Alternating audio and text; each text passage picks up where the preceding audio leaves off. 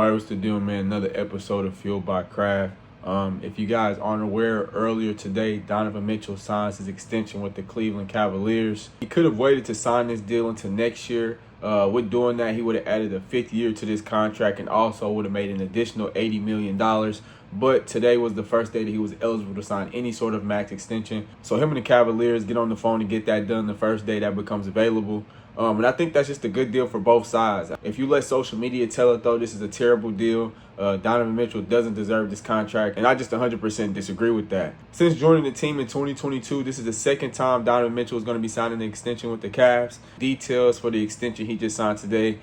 Today's deal gives him a 4-year, $273 million extension with the Cavs, and that ties him up with the Cavs on contract into 2031. I think the last year also has a player option, and it also has a trade kicker as well. That just gives you more stability, signing a cornerstone player for the long term.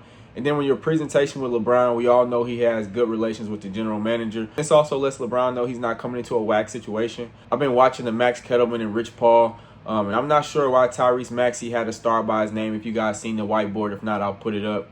But Rich Paul made it pretty vocal that LeBron wanted to play with a Darius Garland. He wanted to play with a Tyrese Maxey. All players that I think have a lot of similarities to Kyrie Irving. Someone who's capable of getting upwards of 25, 30 points per night.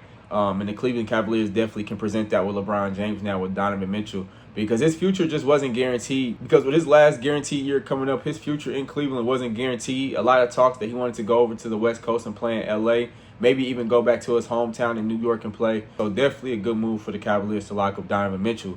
And one of the bigger questions with signing this contract, does this mean that the Cavaliers believe that Donovan Mitchell can ultimately lead them to the promised land in the championship? And while I'm not too sure if he can do that, I am leaning towards the side that he is capable of doing that as the headstone of that team. But regardless of your answer to that, I think it's just still disrespectful to act like he doesn't deserve this contract. I believe this contract is 100% well-deserved. Not that he's done all these things on the Cavaliers team, but at 29 years old, he's accomplished a lot. 7-time All-Star. He's made the first team All-NBA team 1 time, made the All-NBA second team 2 times, and also made the All-Rookie team. 4 years prior to Donovan Mitchell coming into Cleveland, they didn't even sniff the playoffs 1 time.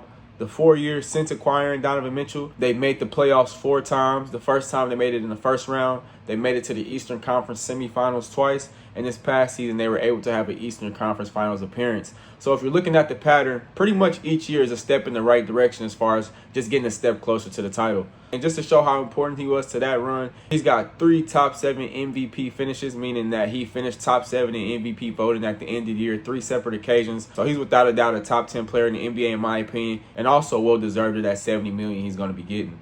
And he's not just showing up in the regular season. He has big playoff moments. He has 40-point playoff moments, big Game 7 playoff performances. This past season, he had a Game 7 playoff performance where he joined Kobe Bryant as the only player to have 25 points, 5 rebounds, 5 assists, and 0 turnovers in a Game 7. So it's not like his on-court play isn't deserving of this contract.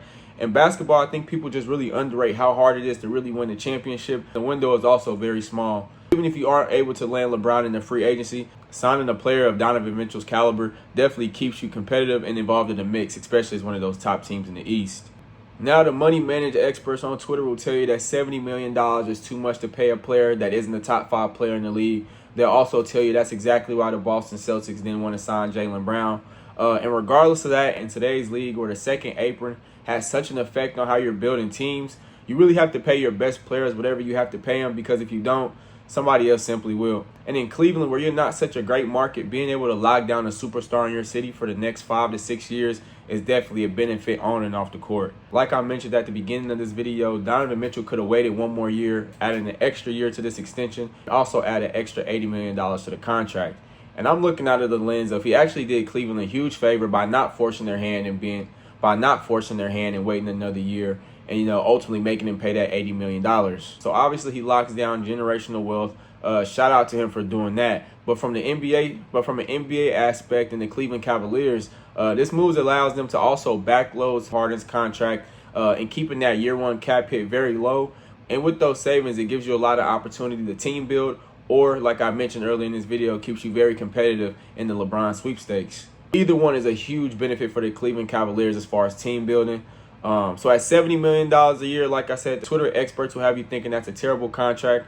I totally disagree. I think Donovan Mitchell deserves every dollar for that. I think Cleveland is also smart for getting the job done because longevity-wise, it allows them to save $80 million and to team build around a great player like Donovan Mitchell, which every team doesn't do. A lot of these superstars get locked down to bad teams, but what these bad teams fail to do is build around them once they do that. The Cleveland Cavaliers are obviously very vocal, and their actions are showing it that they want to build around Donovan Mitchell, and they believe that the Cleveland Cavaliers can bring another championship with Donovan Mitchell as one of those cornerstone players.